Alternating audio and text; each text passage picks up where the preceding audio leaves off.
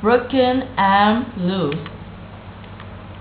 Focus question. How does working together with someone help you solve problems?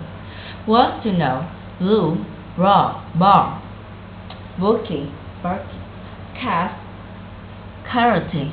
Hot.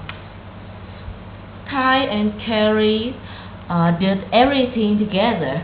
They worked on their homework together, played soccer together, and went to karate class together. You like to peer in the park, their father liked to say. One day, while playing soccer, Kai broke his arm. A doctor at the hospital put Kai's arm in an arm cast. 3 days later, Carrie broke her arm in karate. The same doctor put Carrie's arm in the cast too. Cool, we get to have broken arms together, Kai said. Let's get everyone to sign our cast, said Carrie. The first week they had their cast was exciting. Kai and Carrie didn't have to run laps in soccer practice. Their parents wrote their homework for them. Everyone signed their cast, even their teachers. The second week they had their cast.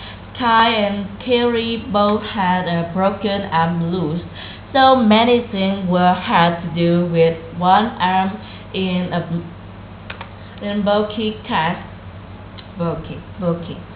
Carrie couldn't put her hair in a ponytail using just one hand. Kai couldn't play video game, and neither of them could jump rope. We can do anything fun, yelled Carrie. I'm so bored, Kai said. I feel so blue. Carrie agreed. Kai and Carrie had to watch their soccer team play without them. They couldn't even clap their hands when their team scored a goal. The third week, Kai and Carrie had their cat. They were angry. One of their best friends had a birthday party with a jumping castle while at the pool. They couldn't jump or swim. They had to watch everyone else having fun. I'm sick of having a broken arm, yelled Carrie. My arm is so itchy. Kai howled. Mine too, Carrie said, and your cat is starting to smell. Your cat stinks, Kai said, holding his nose. The fourth week Kai and Carrie had their cats. They decided to team up to beat their blues. Together, they could jump rope. They each used one of their hands to clap together when their team scored in soccer. You like to pierce in the park, their father said. After 6 weeks, their cats were up. Now they could swim, play soccer, and go to karate class. Now no one has a broken arm blues.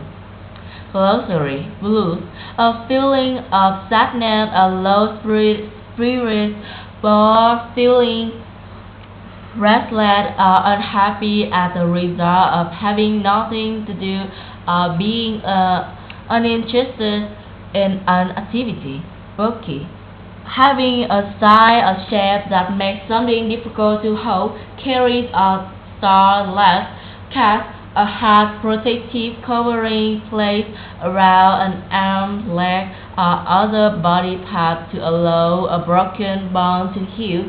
Karate, a method of self-defense in which the hands and feet are used to strike an opponent. Talk, a long thin part on some plants in which pears or other seeds grow. Can you say pterodactyl? Focus question. How does the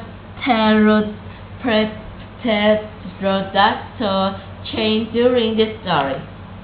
There once was a very rare creature called a pterodactyl. She had big glittery wings. She had a big bunny beak. But her name she could barely speak. Her name was Pterodactyl. The pterodactyl couldn't say pterodactyl. The word got caught between her beak and tongue. She would take a deep breath. She would scrunch up her beak and blur. Pterodactyl. That. Now, if you can't say your name, it is very hard to meet someone new. One day, as she was flying along, she met a dog. The dog said, "Hi, I'm Dog. Well, who are you?" She took a deep breath. She crunched up her beak and said, "Pterodactyl." The dog thought she was making a rude noise and flew away. Later that day, she happened upon the small bird in a tree. The little bird chirped, "Hi, I'm Wren. Who are you?" The pterodactyl took a really big breath. This time she was going to get it right. This time she was going to make a friend. Only this time, she said her name louder and worse than before. "Pow, pow, terror, terror, rag, rag, tow, tow, wag, wag, tie, tie, tattle." Even worse, she burped at the same time. She plastered as the little bird right up the front. The pterodactyl was as sad could be. She had been sitting for a time when an owl landed beside her. "Who are you?" he asked. "I'm nobody because I can't pronounce my name," she said. "But you must be somebody," chucked Owl, "because I know your name." "When you read something, what do you do?" He asked. You curious?" She answered. "Good," said Owl, "and you use what to pin a paper to word a text," she answered brightly. "Now make T in tech and D and set in next to T, which it really wants." "So," she laughed. "Now put it on together."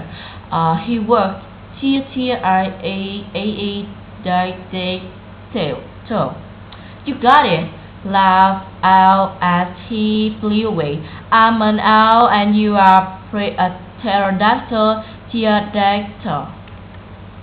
From then to the rest, the pterodactyl has lots of friends. Together they sat on the bending branch and sipped tea. She would murmur, "Your Wren, your dog, pterodactyl," and she is to this every day.